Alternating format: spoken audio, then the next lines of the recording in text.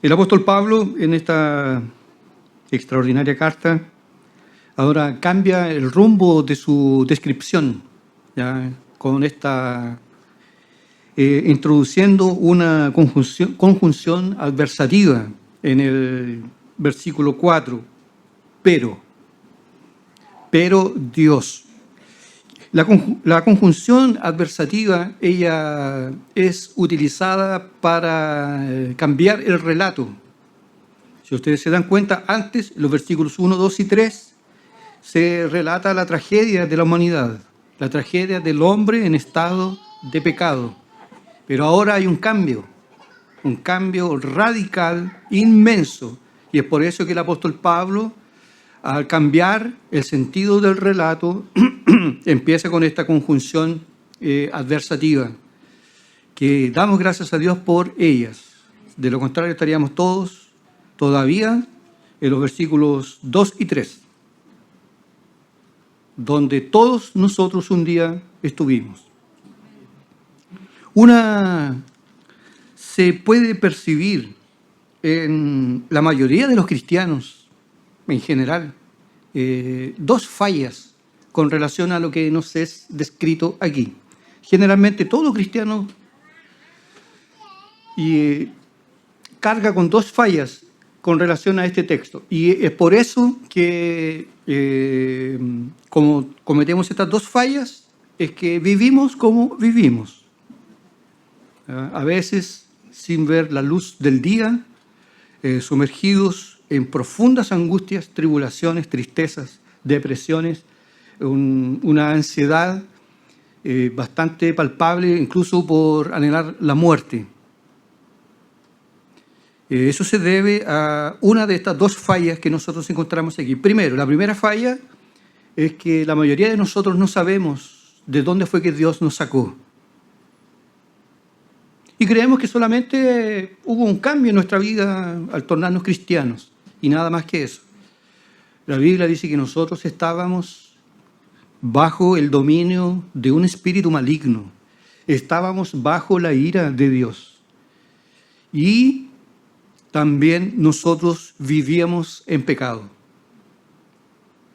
Todos, por más morales que fuésemos, todos nosotros estábamos muertos en nuestros delitos y pecados. El Salmo 40 dice que el Señor sacó nuestros pies del lodo cenagoso y puso nuestros pies sobre una roca. Ese texto resume, el Salmo 40, 1 y 2, resumen la obra de la gracia. Y Dios nos sacó del lodo, que Dios nos sacó de la inmundicia, Dios nos libró del poder atómico del pecado. Y ahora, del versículo 4 en adelante, ahí está la segunda falla. La primera falla es en no comprender de dónde fue que Dios nos sacó, que eso nos debería llenar de gratitud. Y por otro lado, la otra falla se constata en que no tenemos más o menos cálculo, idea, cuál fue la obra que Dios hizo en nosotros. Dios nos sacó del mundo y nos dio vida, dice el apóstol Pablo. Nos resucitó y nos hizo sentarnos en los lugares celestiales en Cristo Jesús. Que no puede haber una bendición más gloriosa, más extraordinaria. No importa que seamos azotados por la soledad, la tristeza, la angustia, la enfermedad, la soledad, la decepción y todo eso. Si nosotros supiéramos la obra que Dios hizo en nosotros, muchas de nuestras tristezas nosotros no las viviríamos porque estaríamos sobrepuestos a ellas. El apóstol, con esta conjunción adversativa, cuando dice, pero Dios, y ahí él cambia el rumbo de la descripción porque ahora va a relatar lo que Dios ha hecho en todo cristiano, no solo en algún grupo de cristianos especiales o espirituales, sino en todo cristiano. Dice que Dios a nosotros, estando nosotros aún muertos nos dio vida juntamente con Cristo, porque por gracia somos salvos. Con esta expresión, pero Dios, que es tan potente, tan fuerte, que tal vez nosotros no la podamos dimensionar, el apóstol nos muestra con esta expresión, pero Dios, el apóstol, nuevamente deja claro que la salvación de los hombres es una obra exclusiva de Dios. Esto es lo que está por detrás de esta expresión, pero Dios. Fuimos salvos solamente por una intervención divina. No fue una intervención participativa, como dicen los arminianos. Yo puse el 50 y Dios puso el 50. Yo hice lo posible, Dios hizo lo imposible. No. Aquí ni siquiera tenemos la expresión, pero el hombre y Dios se pusieron de acuerdo. No está eso, está solo Dios, pero Dios. Entonces, ese pero Dios nos muestra que la obra de la salvación es una obra exclusiva de Dios, donde el hombre figura solamente como blanco de su amor y no como coadyuvante de la obra de la salvación. En este sentido, nosotros podemos decir categóricamente que la salvación tiene una característica monergística. ¿Qué quiere decir eso? No sinergística, sino monergística. O sea, que la obra de la salvación tiene solo una causa y solo un agente. Y ese es Dios. Nada más que Dios y tan solo Dios. Esto es lo primero que nosotros vemos en este texto. Si nosotros somos lo que somos, no es por causa nuestra. No es por causa nuestra, ni causa de terceros. Fue porque Dios decidió intervenir en los Lázaros que éramos nosotros, que estábamos muertos y en un estado de putrefacción. Pero de allá el Señor nos llamó, de allí el Señor nos sacó. Segunda cosa. Son 3 ideas las que vamos a trabajar hoy. Segunda idea, segundo principio que vemos aquí. La salvación con la cual Dios da a algunos hombres, que no son a todos, que no todos son salvos, no todos van a ir al cielo, muchos se van a ir al infierno y otros se van a ir al cielo. Vemos que la salvación nos muestra la excelencia del carácter de Dios. Por el hecho de que Dios nos haya salvado a nosotros, siendo que nosotros éramos esos tales descritos en los versículos 2 y 3. Por el hecho de que Dios nos haya salvado, eso nos habla del carácter de Dios. Y el apóstol Pablo lo escribe ahí. Aparecen en nuestro texto 3 virtudes. 3 virtudes y hay una cuarta que es la principal, que es tácita. O sea, está pero no está. No lo vemos, pero está, que es la bondad de Dios. Y ahí el apóstol Pablo nos habla de tres atributos, virtudes de Dios, que Él muestra su carácter por habernos salvado.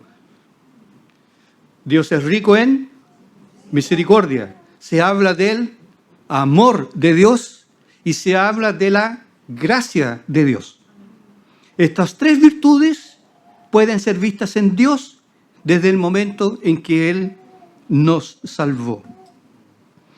Uno de los atributos, Dios tiene atributos naturales y morales, o atributos que también son conocidos como atributos en teología, los atributos comunicables e incomunicables de Dios. O sea, atributos que Dios tiene en perfección en Él, pero algunos de ellos, Él lo comunicó a los hombres y a los ángeles. El amor, la justicia, la santidad, la misericordia están en Dios y en la creación racional. Los atributos incomunicables son atributos que solo están en Dios y nada más que en Él.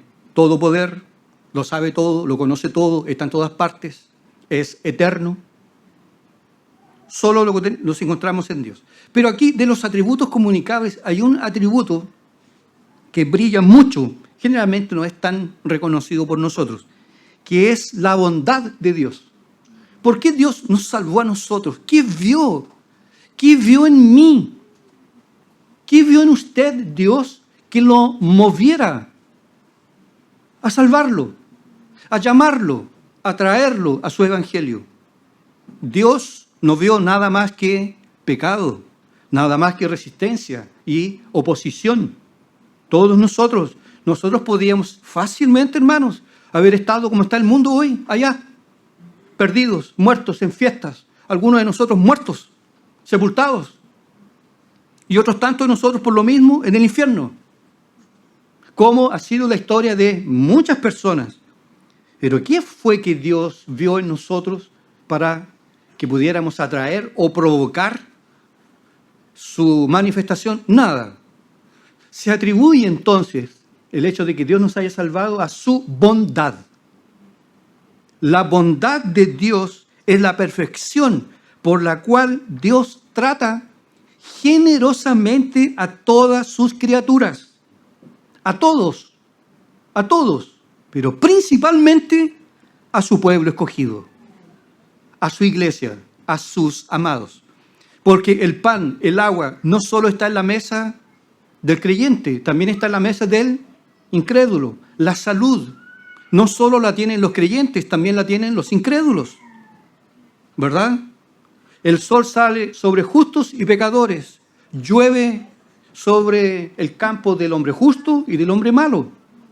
Dios es bueno con todos, pero Él tiene una bondad especial para con aquellos que le pertenecen. Y la bondad, si es un fruto, es parte del carácter de Dios, si nosotros lo abrimos, veremos 3 atributos que se desprenden de esta bondad: la misericordia, el amor y la gracia de Dios. Estos atributos siempre andan juntos, siempre. Por eso que el apóstol Pablo, cuando saluda a Timoteo o saluda a Tito, dice gracia, amor y misericordia, o gracia y paz. Siempre estos atributos, porque la misericordia, el amor y la gracia son hijas, estas virtudes, de la bondad de Dios. Y la bondad siempre se manifiesta de esta forma, de esta manera. ¿Qué es la misericordia? Porque el apóstol Pablo dice, pero Dios, y ahí dice que es rico. O sea, Dios no solo, Él es misericordioso, Él es abundante en misericordia. Dice el texto, no solo que Dios es misericordia, es rico, es abundante en misericordia. ¿Qué es la misericordia? ¿Y cuál es la diferencia con la gracia? Porque no son la misma cosa, ¿no? ¿Se da cuenta que nosotros siempre estamos utilizando estas palabras y cuando nos apretan, como que tenemos esta dificultad en identificarlas? La misericordia de Dios, principalmente en el Nuevo Testamento, encontramos la palabra griega eleos, la palabra eleos para misericordia.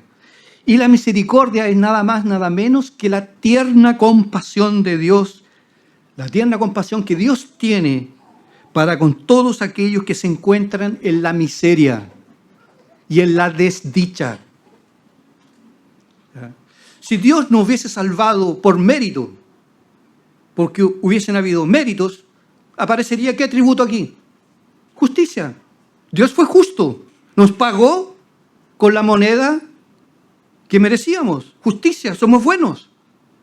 Pero no éramos buenos, éramos malos. Y Dios manifestó su misericordia, que es la tierna compasión que Dios tiene por alguien o por aquellos que se encuentran en la más absoluta miseria y desgracia. La misericordia, este atributo de Dios, es un atributo que se renueva, dice la Biblia. ¿Ah? Por la misericordia de Jehová no hemos sido consumidos, porque nunca decayeron sus misericordias. nuevas son a cada mañana. A cada mañana este atributo se renueva en nosotros, sobre nosotros. No podemos, si tuviéramos que hacer una ilustración bíblica de una manifestación de la misericordia, la parábola del hijo pródigo, donde dice el texto que cuando llegó el hijo venía de vuelta después del arrepentimiento, sucio, inmundo, fracasado, maloliente, con andrajos y todo ese tipo de cosas. Dice la Biblia que cuando el padre se paseaba ahí fuera de la casa y lo vio, dice el texto sagrado, y fue movido a misericordia. Su corazón se compadeció, tuvo compasión de la miseria en la cual se encontraba su hijo. Nosotros, amados hermanos, fuimos salvos por pura misericordia.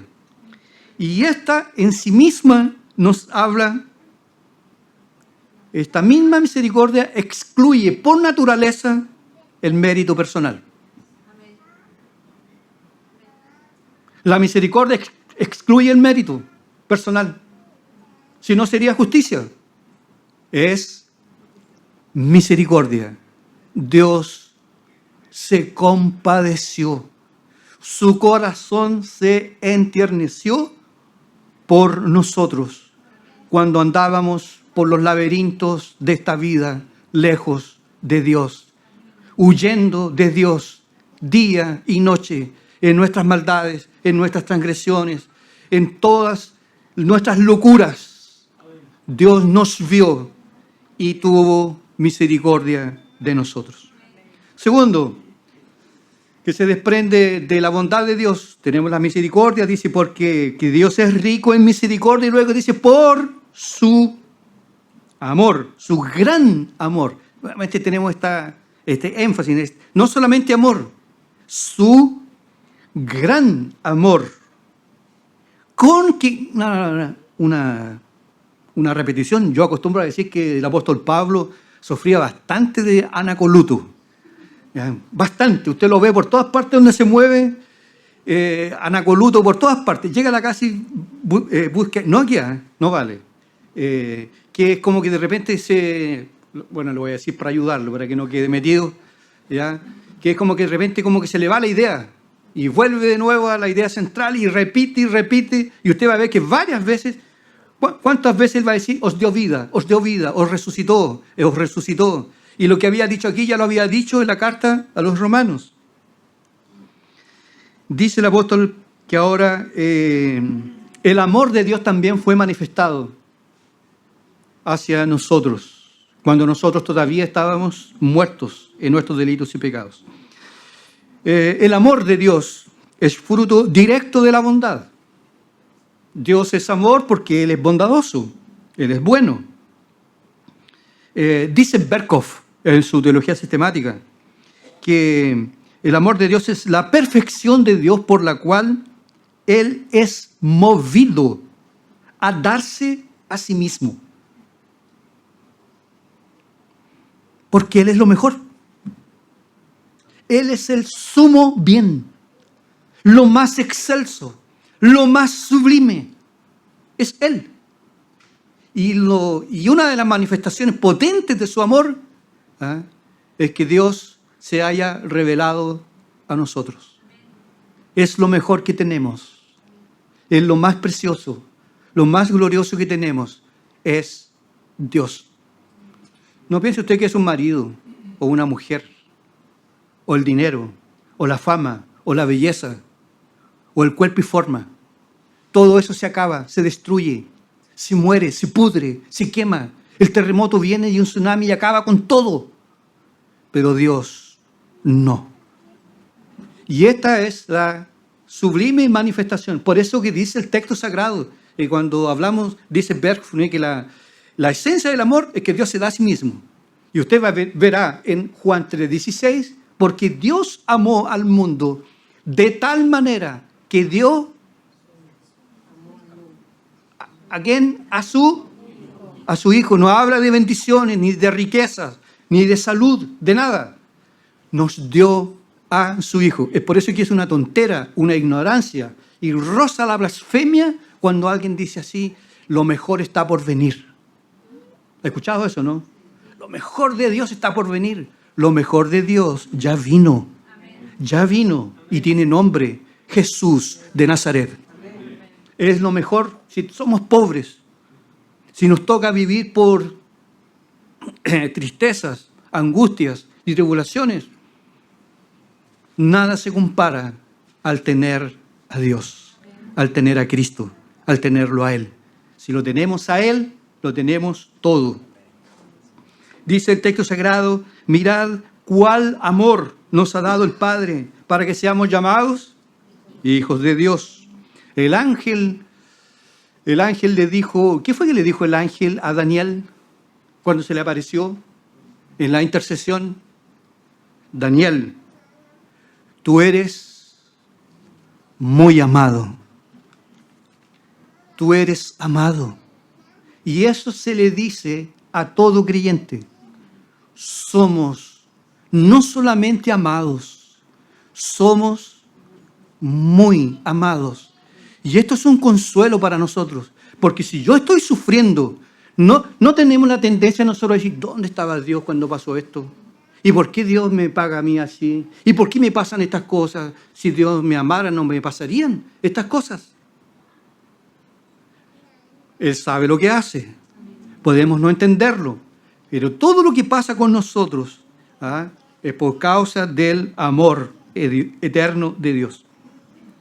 Dice la palabra del Señor rápidamente que su amor es eterno. Antes que nosotros lo amáramos, Él ya nos amaba. Por eso Juan dice que Él nos amó primero. ¿Cuándo? Desde la eternidad. Su amor también va de la mano con la divina elección. Amé a Jacob, a Esaú aborrecí. Amé a Jacob, te amé a ti, aborrecí al otro. Lo dejé al otro de lado, te quise a ti. El amor también de Dios, mire, dice que por su gran amor con que nos amó, porque Dios es abundante en amor, este amor de Dios que Él tiene por nosotros también es un amor indestructible. Nada lo puede destruir. Nada lo puede destruir. Mire, desde antes de la eternidad, Dios conocía todas nuestras caídas, todas nuestras miserias, todas nuestras reincidencias, todos nuestros tropiezos, siendo cristianos. Él los vio. Y a pesar de ello, nos siguió amando. Porque su amor es indestructible. Por eso que en Juan 13:1 dice que sus discípulos, estuvo allí con sus discípulos, y los amó, a los suyos, los amó, dice el texto, hasta el fin. Hasta el fin los amó. Y usted pensando que nuestra vida podría cambiar si entra tal candidato a gobernar nuestro país, y si es tal candidato y tal candidato, ¿qué te puede dar un hombre? ¿Qué te puede dar un hombre? ¿Qué te puede dar? Si tú lo tienes a Él, lo tienes todo. Su amor no solamente es indestructible, también su amor es inmutable. No va a dejar de amarnos, jamás. Y el texto sagrado, el apóstol Pablo en Romanos 8, el clásico de los clásicos, ¿quién nos podrá separar del amor de Dios? ¿Quién? ¿Quién nos podrá separar? Yo soy débil, yo soy pecador, yo ando a veces como a medio morir saltando en la fe, pero dice la palabra, pero nada nos podrá separar del amor de Dios. Dios persiste y continúa, y continúa, y continúa, y continúa todos los días de nuestra vida. Gracias a Dios que no es hombre. Porque si Dios fuese hombre como nosotros, de repente podemos disgustarnos de alguien y chao. Pero Dios no.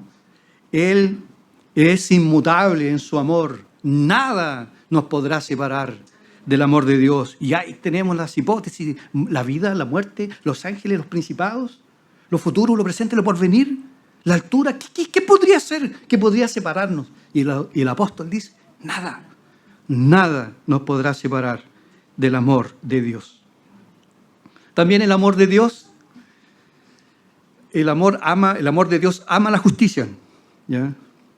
¿Verdad? El amor de Dios, y como Dios nos ama, por eso también nos disciplina. Sí, ese amor no es solamente corazón de abuelita, nanay, desobediente, bueno para responder, flojo, incrédulo, mundano. Pero yo te amo igual. No, el amor de Dios también está mezclado con la justicia. Por eso el texto dice que al que Dios ama, corrige.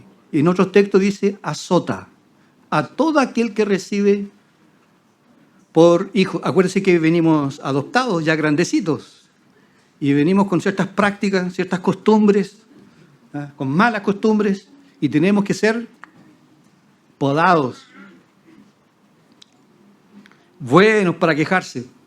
Se quejan por todo, pero la Biblia dice, dad gracias a Dios por todo. No se quejen. Ser quejumbroso, esa es la música del diablo. Esa es la música que le gusta al diablo, escuchar al diablo. Está todo tan malo. Está todo, como dice un proverbio español, hay dos hombres que están en una ventana. Y dice que uno está mirando las estrellas, la belleza de las estrellas, y el otro está mirando el barro.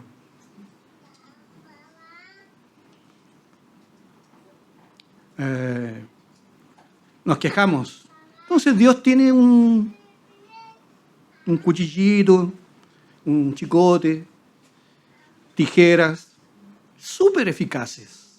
Y Él y va a empezar a podar el árbol, porque nos ama. Ven y quédate tal cual estás.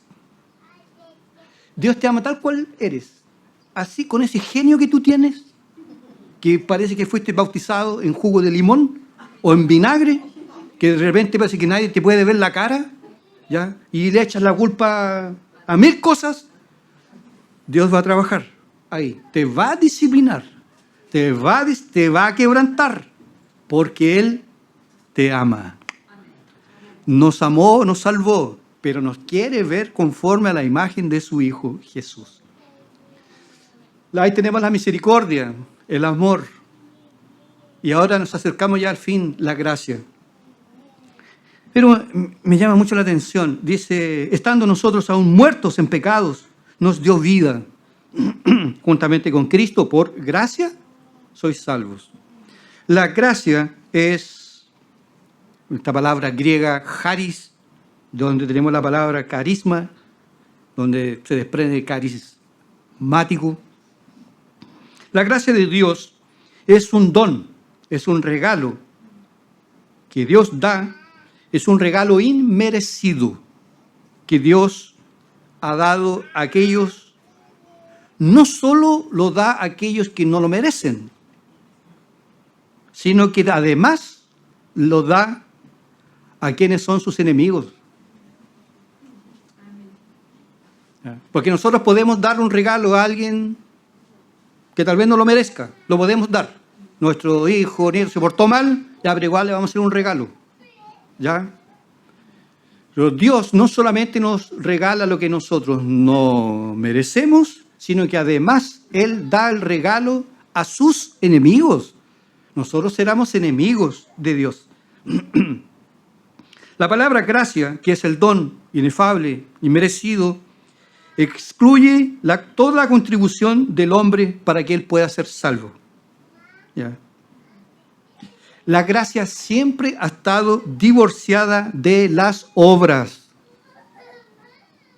Que esto quede bien clara. La gracia de Dios, este atributo del carácter de Dios, siempre está divorciado de las obras, del mérito del hombre.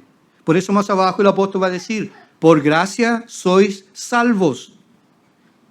por medio de la fe, no por obras, como enseña el catolicismo.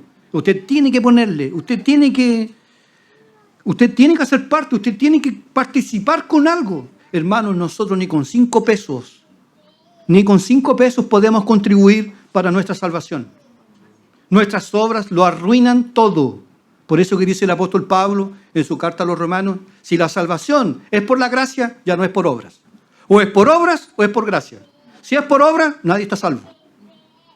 Si es por gracia, solo por la gracia de Dios.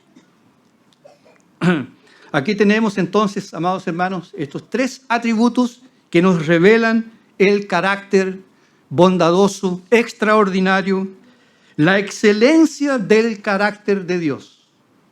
Siendo nosotros miserables, Él manifestó su misericordia, manifestó su amor y su gracia sobre nosotros. Y en tercer lugar, el apóstol Pablo aquí de una forma extraordinaria nos eleva, porque él va elevando la cosa.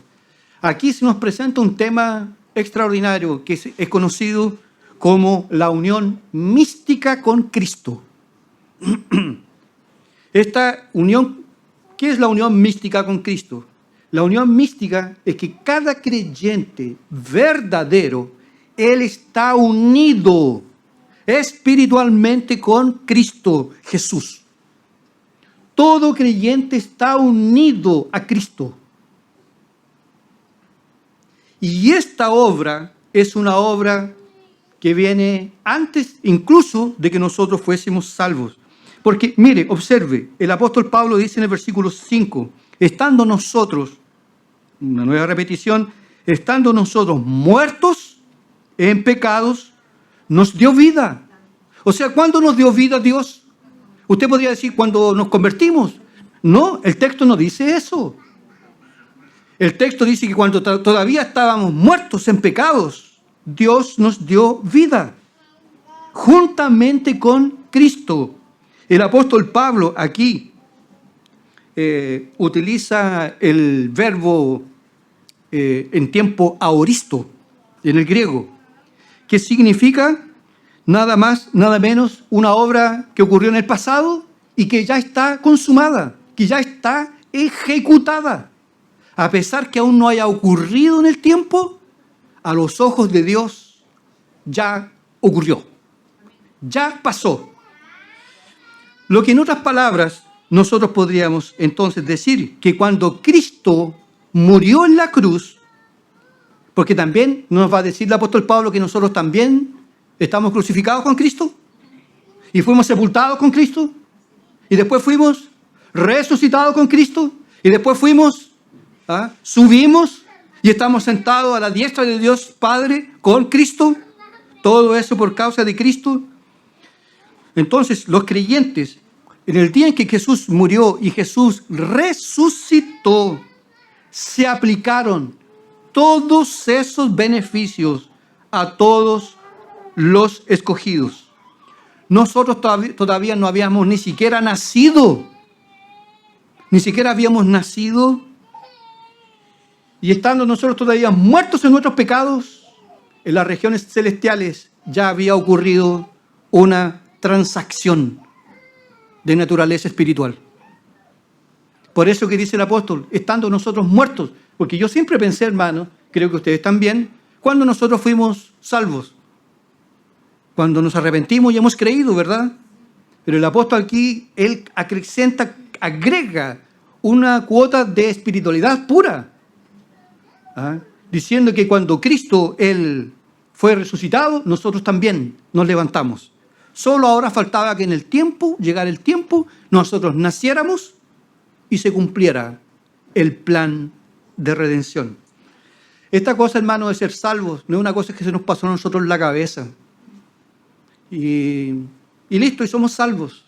Esto obedece a un plan eterno, a un plan que atraviesa siglos y llega a la eternidad.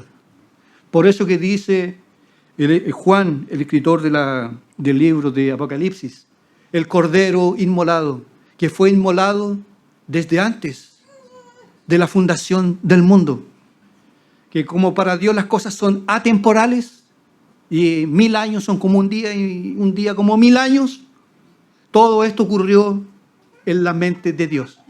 Y todavía, hermanos, hay otros tantos hermanos que están en el mundo, otros todavía no han nacido, pero ya están en la mente de Dios. Van a nacer, van a oír la palabra y van a creer en el Evangelio. Porque el plan de Dios no puede ser frustrado jamás. ¿Se recuerda usted cuando el apóstol Pablo, para argumentar aquí, cuando el apóstol Pablo dice que los que fueron predestinados, nosotros fuimos predestinados, a los que predestinó también justificó, y a los que justificó también glorificó? ¿Cómo glorificó? No vamos a ser glorificados nosotros en el último día, pero para Dios eso ya es dado como cierto y seguro. Por eso cuando dice el texto que Él nos dio vida cuando aún estábamos muertos en delitos y pecados, porque fue por la gracia de Dios. Y la bendición de Dios cayó sobre su pueblo desde el momento que Cristo murió y resucitó de entre los muertos.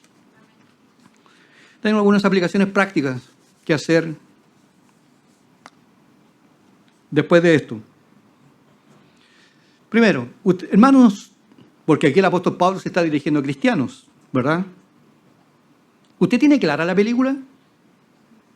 Que la salvación es una obra exclusiva de Dios. Que usted no contribuyó con nada, a no ser con resistencia y oposición. Porque cuando a usted le llegaron con el Evangelio, al tiro dijo: ¡ay, mi Señor, sí, te estaba esperando, desesperado! No, yo, canuto, yo creyente, yo en una iglesia, yo con Biblia. Sí, pero fue un arponazo que recibimos. Cuando el pescador lanza el arpón en la ballena no se paraliza al tiro y sube de inmediato al barco. Ella sigue y le dan cuerda hasta que se cansa. Y después la gracia la trae y la sube. Así también un día la gracia también operó así en nosotros. La pregunta es, ¿usted tiene claro que la salvación es una obra exclusiva de Dios? Entonces dele gloria a Él. No se canse, porque de Él, para Él y por Él son todas las cosas. No se canse día y noche decir gracias, gracias Señor, gracias. Yo pude estar en el mundo, yo estaba en el mundo y pude haber seguido allá, pero en mí hubo una transformación. Hoy miramos nuestro corazón es otro. ¿O no anhela usted un domingo? Que llegue el domingo, estar con los santos. Y cuando no puede venir, usted está allá. Hoy, ahora deben estar predicando, deben estar cantando, deben estar... Hoy, ahora está terminando. Porque nosotros no somos de este mundo. No somos. ¿Y qué importa quién va a gobernar el país? Si por ese pecador que va a gobernar y que está gobernando, hay otro que gobierna. No solo esta nación, sino todas las naciones. Así que descanse en el Señor. Pastor, pero podría venir una tercera guerra mundial. ¿Y cuál es el problema? Y podría venir una persecución contra los creyentes. ¿Y cuál es el problema? ¿Dios no es soberano? Él es soberano. Entonces, ¿usted tiene claro que la salvación es una obra de Dios? Que solo fue... No piense usted que yo no era mentiroso. Yo no tenía envidia, yo no era celoso. Yo no hablaba mal de nadie. Yo nunca deseé la mujer ajena. No, yo nunca tuve un mal pensamiento. Bueno para la cumbia, bueno para el naipe, bueno para el vino. Y el Señor tuvo misericordia. Y aquí lo ven, corbateado. En la presencia de Dios. Fue Dios. Solo Dios pudo haber salvado a un pecador como este. Y ahí también, si no es diferente. Hermanos, Dios tuvo misericordia. Dios te amó. Qué lindo eso. Dios nos amó. Y su gracia operó en nosotros. La segunda aplicación. ¿Usted está consciente de la unión mística con Cristo, no? Que usted está unido a Cristo. Entonces Cristo a veces debe andar muy malo, ¿no? Si anda igual con usted, porque tiene con quién andas. Te diré que entonces Cristo tiene que ser medio... ¿Qué será? ¿Que Jesús escucha reggaetón o no? ¿Que es bueno para la cumbia? Porque estamos unidos a Él. Pero a donde voy yo va Él. Estamos unidos a Él. Mire, la unión mística con Cristo es la base de nuestra santidad. Yo digo así, yo no puedo ver esto, no puedo ver estas películas, no puedo oír esto, porque Cristo está en mí. Estoy unido a Él. También, si estoy unido a Él, deben aumentar los niveles de santificación. Y si yo estoy unido a Cristo, ¿quién me podrá separar de Él?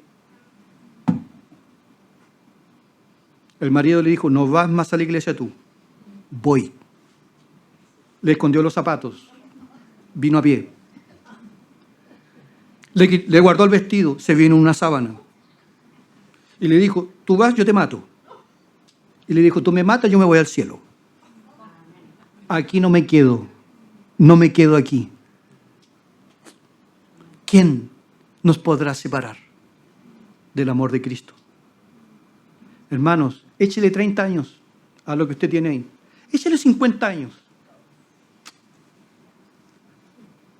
Varios de ustedes van a estar ya bajo tierra. Pero nos veremos en la eternidad. Porque nada ni nadie nos podrá separar del amor de Cristo.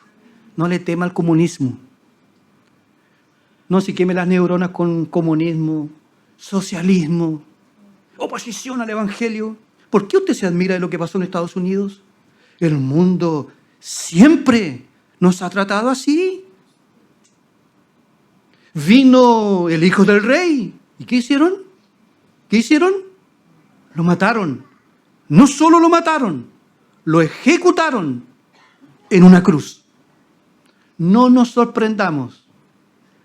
¿Cuál es el fundamento? Que no se mueve. Nada nos podrá separar del amor de Dios. Si usted es creyente verdadero. Así que alégrese, alégrese. ¿Ah? Somos los más felices del mundo. Los más dichosos de todos. Puede que no haya pan ni nada, pero si está Él, lo tenemos todo.